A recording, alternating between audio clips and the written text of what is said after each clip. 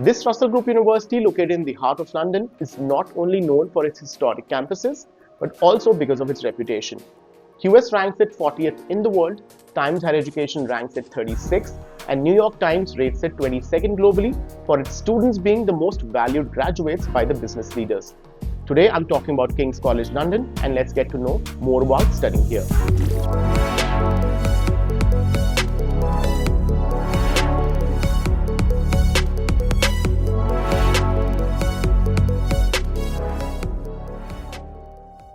Hi, my name is Saket, and if you want to study at this top university in the UK, stick until the end as we're also joined by Khwaish Jain, a student at King's College London, to help you with your application.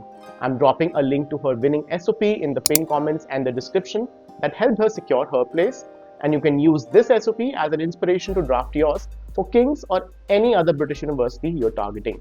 Let's start and get to know Khwaish a bit. So I started my journey from chartered accountancy. I was a finance student, but over the years, basically to be precise, 2 years down the line, I understood I wanted to explore my options. I had a more of creative side and branding side to me as well. So I took a pause and started exploring that through internships and some advanced courses in marketing, to be precise.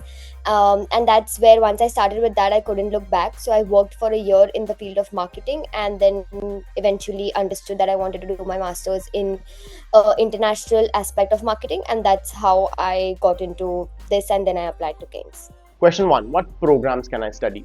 So King's has 9 faculties, which includes Art and Humanities, Dentistry, Oral and Craniofacial Sciences, Life Sciences and Medicine, Psychiatry, Psychology and Neurosciences, Law, Natural, Mathematical and Engineering Sciences, Nursing, Social Sciences and Public Policy, and the Business School, which offer a range of UG and PG degrees. So UG degrees are usually 3 years in duration and PG degrees are 1 year. Most programs are only available in the September intake. Now let's ask Khwaish what influenced her decision to choose King's. KCL was my top choice personally, but yes, I had other options too. I didn't want to personally get into strategic marketing. I wanted to get into more of like consumer behavior, content writing, and that sort of marketing.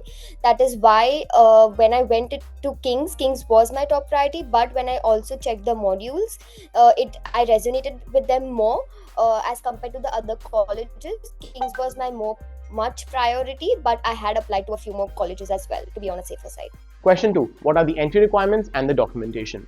So let's start with UG. 80 to 85% is required for most students from India, but certain courses may need higher scores. Also do note that a few courses may particularly look at good scores in math or science subjects, so do check detailed entry requirements for your course. For PG, I would recommend a 2/1 degree, which is roughly 60 to 69% and is the minimum requirement. English language requirements will also vary, but a 6.5 with 6 in each will be required in IELTS, with some programs also needing 7 with 6.5 in each and some 7.5 with 7 in each for UG. For PG courses, some courses will require 7 with 6.5 in each and some will require 6.5 with 6 in each. KCL also accepts PTE and TOEFL. Documents required for UG will be academics, passport, English language scores, references, and a personal statement. PG applicants will require academics, English language scores, passport, CV, references, personal statement, and WorkX documents if applicable. Khwaish also tells us more about documents she had to furnish during her application. Let's hear from her. So the basic documents which I had applied with during the application process were SOP, CV, 2 LORs, one was professional, one was educational, then there was transcripts, IELTS report.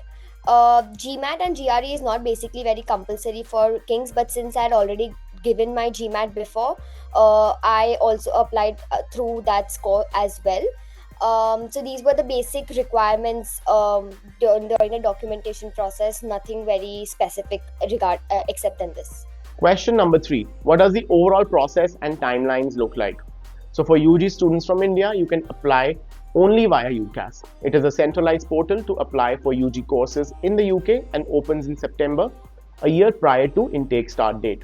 The deadline is January 15 each year, and there is an application fee of £26 for 5 courses and university choices. For masters, you can apply directly on their website by creating an account, filling the form, uploading documents and paying an application fee between £70 to £150 depending on the course.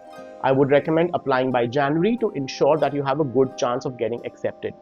Also, don't forget to download Khwaish's winning SOP for Kings from the description box and the pinned comments. I'm sure it will be of great help. Also, let's hear from her more on her application timelines and experience. In the month of Jan is what I can remember, and I got my offer letter around April, which is, I think, Kings has a process of a longer period of time to come back with the answers. So what I could understand from the application process is Kings does 2 rounds. Basically, they have, if you have applied around October, November, which is like this early start, that's where the Kings application really starts. You will get your answers around Jan to Feb, but if you have applied on the later half, which is Jan and Feb, you will get your answers around April. I got it around first week of April. The application process was very smooth for me. Since I had all my documentations ready, I had a full-blown application and nothing like, even my IELTS, everything I had given before I was filling the application. So I had received an unconditional offer. In other cases, you do receive a conditional offer if they have certain kind of documents they want from you, or a specific IELTS score in that case. But I got an unconditional offer. So that is what the application process was. I really didn't give an interview. They didn't ask me for one. But there were very less percentage of students who were asked for interview. So if you have a documentation and if they feel you are eligible enough, they won't ask an interview from you. Question 4. What are the tuition fee, living costs, and if there are any scholarships? So the tuition fee for UG ranges between 20 to 25,000 pounds per year on an average, which is 20 to 25 lakh rupees. For PG, full degree will cost 30 to 40,000 pounds or 30 to 40 lakhs. Do note that some degrees such as medicine or dentistry will cost higher. For living, expect to set aside 15,000 pounds per year or 15 lakh rupees. Scholarships are available which may offer a part tuition fee waiver as well as a stipend. Khwaish throws some more light on her fees and living costs. My tuition fees in Kings were approx 30,160 pounds. Which is actually on the higher side. There are colleges that provide a lesser option also, so you can go through that too. And the living cost for me around, I lived in a student accommodation, so that's where you can save a bit of money if you want. It was around 1,600 to 1,700 still a month. Other expenses are personal, but you can save around using college accommodations. That's where you can really save. Yeah, that was approx the living and the tuition fee cost. So that was for today's video. Let me know which other university you would like me to cover in the next video. And before you leave, don't forget to download Khwaish's winning SOP from the pinned comments or the description box. Thank you for watching, and let us catch up in the next one.